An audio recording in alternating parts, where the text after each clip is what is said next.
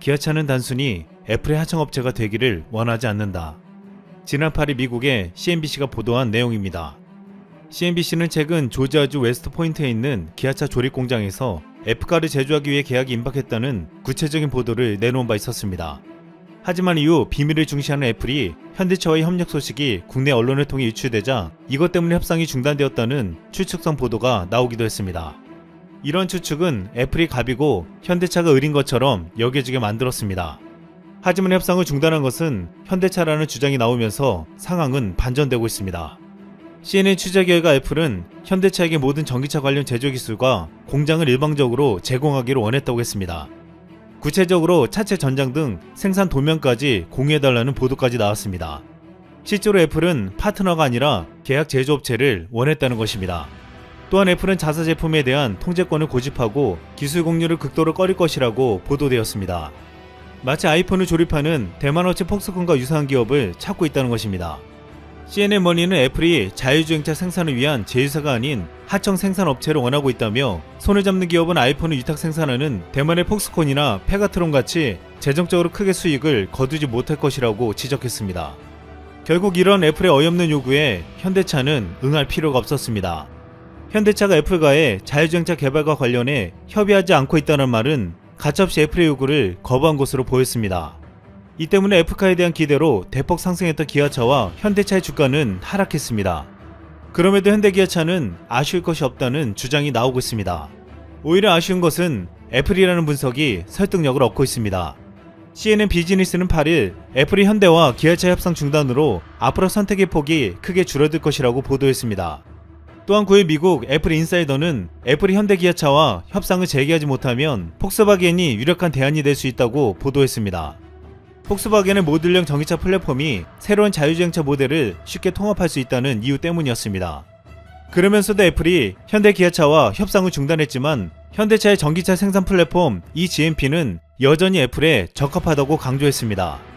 현대차가 무조건 1순위고 나머지는 차선책이 될 수밖에 없다는 분석이었습니다. 자동차 전문가들은 일반적으로 애플이 자동차를 만들고 싶다면 강력한 제작 파트너가 필요하다고 했습니다.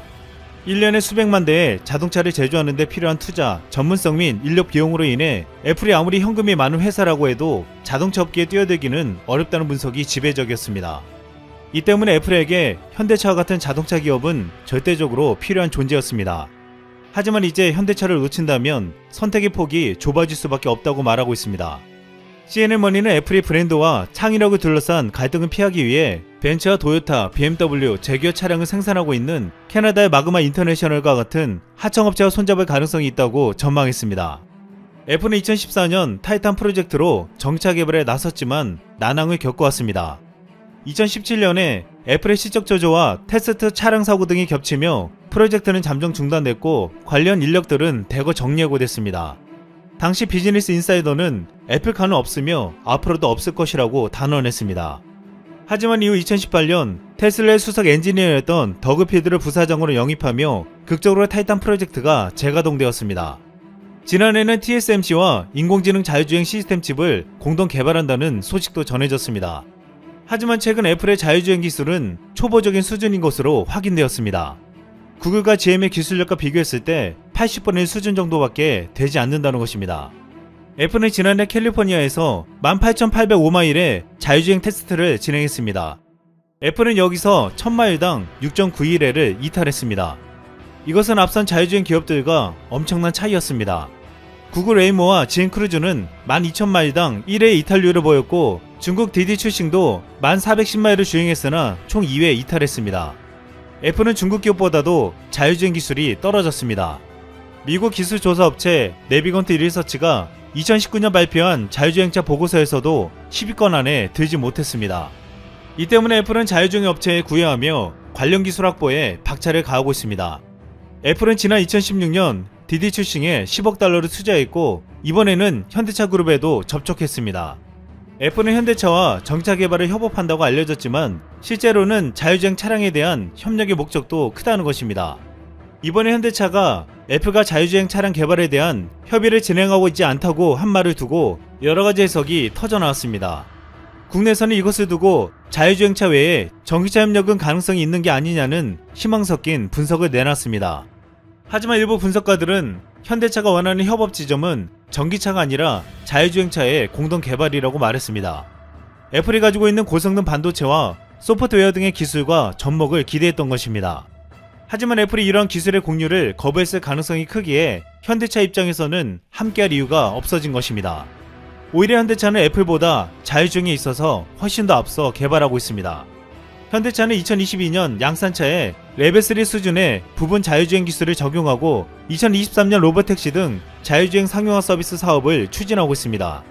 또한 자율주행 합작사 모셔널을 통해 미국 네바다주 공공도로에서 레벨4 무인 자율주행을 실험하고 2023년 미국 주요 지역에서 자율주행 상용 서비스를 선보일 예정입니다. 이 때문에 현대차 입장에서는 애플과 자율주행을 공동 개발하지 않아도 하나도 아쉬운 것이 없었습니다. 오히려 완성차 제조사와 손을 잡으려는 애플이 현대차가 아쉬운 상황이란 것입니다. 한때 애플이 현대차와 손을 잡고 F카를 만든다면 테슬라를 위협할 수 있다는 전망까지 나온 바 있습니다. 하지만 지금의 상황으로는 그런 기대 섞인 전망은 볼 수 없을 것으로 보고 있습니다. 오히려 이런 상황에서 테슬라는 한국의 자동차 부품이 세계 최고라고 말하며 F카를 견제하는 듯한 보도를 내놨습니다. 테슬라는 한국 자동차 부품 업체들은 독일이나 일본 업체들과 맞먹는 성능을 내면서 가격은 90% 안팎으로 저렴하다고 했습니다. 한국의 까다로운 완성제 업체들을 공급하면서 실력을 갈고 닦은 덕에 한국 부품은 세계 최고가 되었다는 것입니다.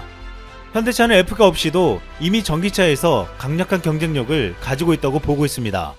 전문가들은 전기차 양산 경험, 주요 판매 거점의 생산 능력 및 공급 체인, 원가 절감 가능한 경쟁력 있는 플랫폼 등 핵심 경쟁 요인을 보유한 현대차 그룹은 언제든 다양한 기술 기업과 협업할 가능성이 크다고 전망했습니다. 실제로 이런 현대차와 협업하기 위해 접근하고 있는 수많은 기업들이 있는 것으로 알려져 있습니다. 현대차는 이제 전세계 전기차 시장을 점령하기 위한 오랫동안 준비해온 프로젝트를 시작했습니다. 오늘 23일 아이오닉5를 온라인 생중계를 통해 공개하며 동시에 사전 예약을 바로 진행할 예정입니다. 기아차는 전기차 CV를 오는 3월에 공개하고 2026년까지 11개 전기차 라인업을 구축한다고 했습니다. 현대차가 F카 협상을 중단했다는 발표가 나오자 일본 닛산이 F카에 적극 구애하고 있다는 보도가 나오고 영국에서는 국회의원들이 F카를 위치해 일자리를 창출하자는 말까지 나왔습니다. 하지만 이미 F카 협력이 하청 업체가 되는 것이라면 절대 응하지 않겠다는 현대차는 10일 유튜브에 놀라운 영상을 게재했습니다. 걸어다니는 무인 모빌리티 타이거입니다. 타이거는 변신하는 지능형 지상 이동 로봇이란 뜻을 가지고 있습니다. 타이거는 4개의 다리와 바퀴가 달려있어 평탄한 지형에는 사륜구동 차량이 돼 바퀴로 달리고 험난한 지형에선 4발 달린 로봇으로 변신해 걸어다닙니다. 이 때문에 다양한 센서를 활용한 과학탐사 및 연구, 응급구조 시 긴급 보급품 수송, 오주로의 상품 배송 등에 활용될 수 있을 것으로 기대되고 있습니다. 타이거는 현대차의 기술력이 어디까지 왔으며 무엇을 꿈꾸는지 정확히 확인시켜 주었습니다. 현대차는 또한 수소 전기차와 플라잉카로 대표되는 도심항공 교통을 준비하며 새로운 세상을 꿈꾸고 있습니다.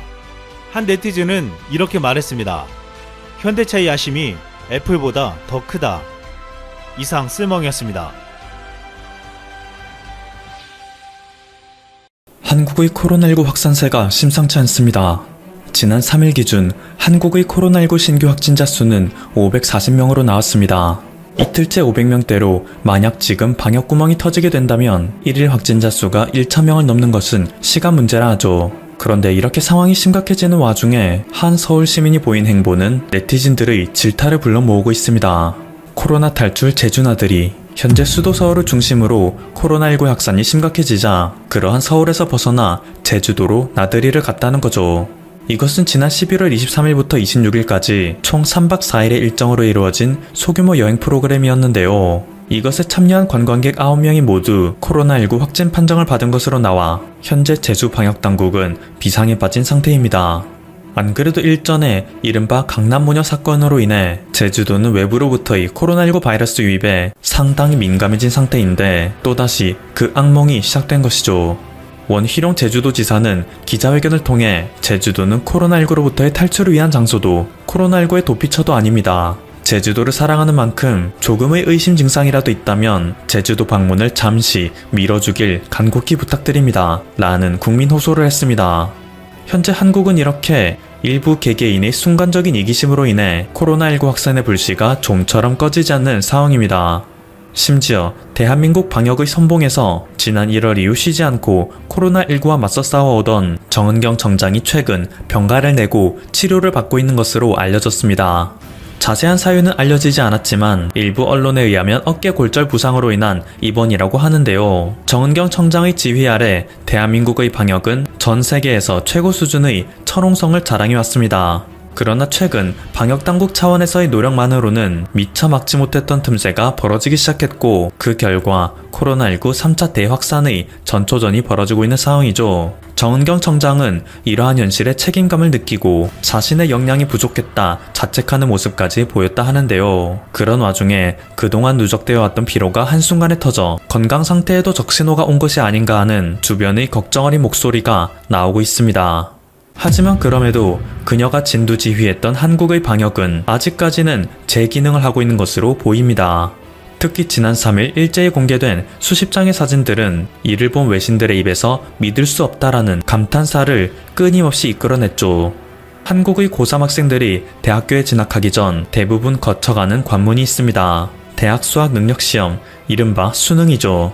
올해의 수능은 전례 없던 초유의 팬데믹 수능이 되었습니다.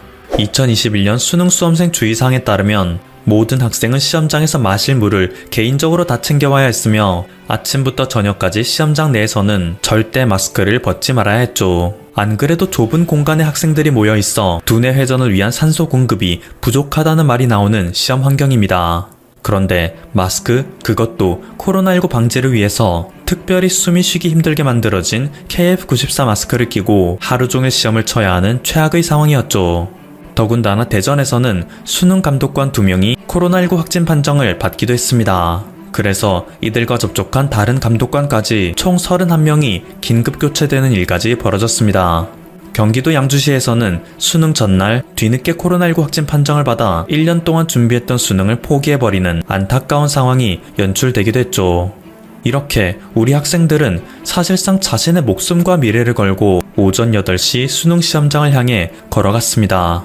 각종 보온용품, 도시락, 소독제 등으로 인해 잔뜩 무거워진 가방을 들고 있는 그들의 얼굴에는 비장함과 더불어 상당한 부담감마저 실려 있었는데요.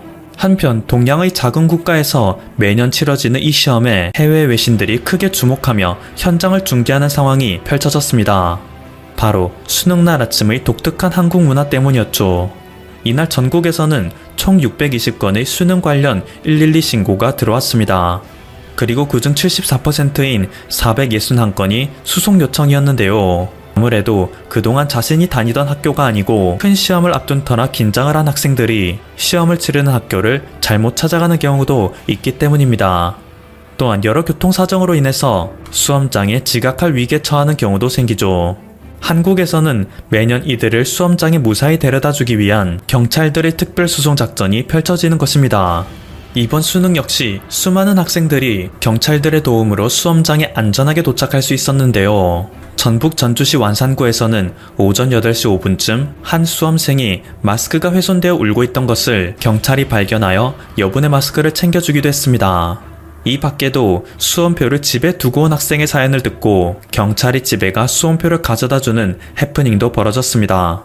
물론 위 사례들의 경우 수험생 본인이 철저히 대비했어야 하는 문제이기에 본인의 잘못이 크다는 쓴소리 역시 나올 수 있는데요. 부산에서 전해진 다음의 소식은 들은 이들로 하여금 안타까운 마음을 들게 하는가 하면 안도의 한숨을 쉬게 하기도 했습니다. 부산시 기장군 정관읍에서 할아버지 할머니와 함께 사는 A양은 할아버지 할머니와 함께 수능 시험장으로 향했습니다. 몸이 편찮으신 두 분을 생각하여 A양은 혼자 가겠다 했지만 이분들은 자신의 손녀가 조금이라도 편하게 수능 시험을 치렀으면 하는 마음에 할아버지가 직접 운전대를 잡았던 것이죠.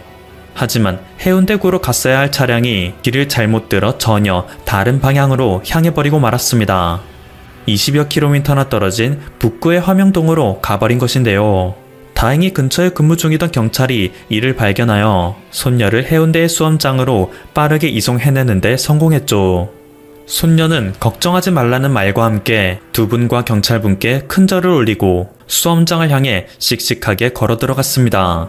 할아버지와 할머니 또한 도와준 경찰에게 수십 차례 고맙다는 인사를 멈추지 않았죠. 그리고 해외 언론들과 네티즌들은 이러한 한국의 모습을 보고 감탄사를 내뱉고 있는 것입니다. 매년 한국에서 수능 시험이 치러질 때마다 이런 일이 비일비재하게 벌어진다는 것은 익히들어 알고 있었다. 그런데 우리가 정말로 놀랍게 생각하는 것은 어떻게 지금 이 코로나19 상황에서도 이렇게 전국적인 시험을 정상적으로 치를 수 있냐는 것이다. 현재 미국은 코로나19의 폭발적인 확산에 각 주에서는 외출금지 명령까지 줄줄이 내리고 있는 상황입니다. 그리고 미국의 수능에 해당하는 SAT의 경우 거의 매달 치러지는 시험인데요. 미국은 코로나19 확산이 시작됐을 때부터 SAT 시험을 거의 대부분 취소시키고 있습니다.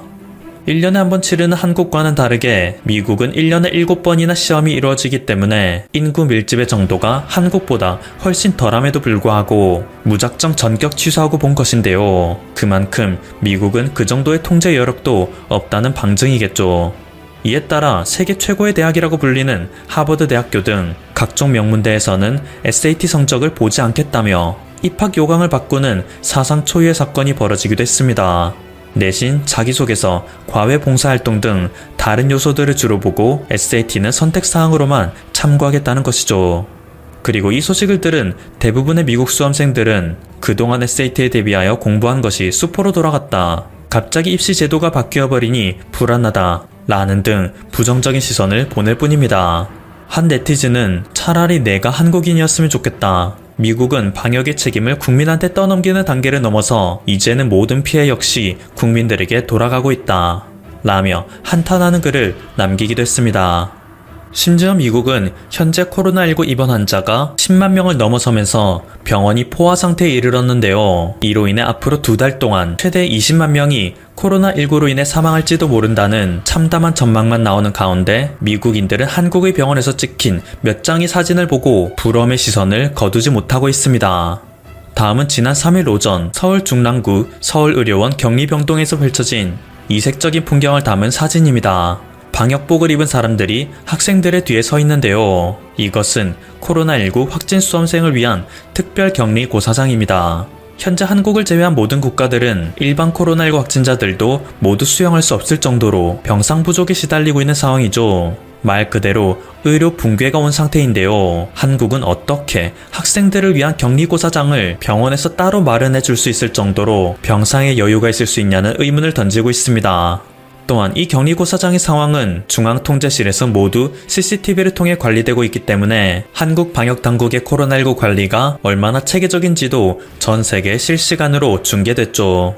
또한 광주광역시 서구의 한 고등학교에서는 1교시 국어시험을 치르기 직전인 오전 8시 30분 한 여학생이 갑자기 복통을 호소하며 쓰러지는 일이 발생했습니다.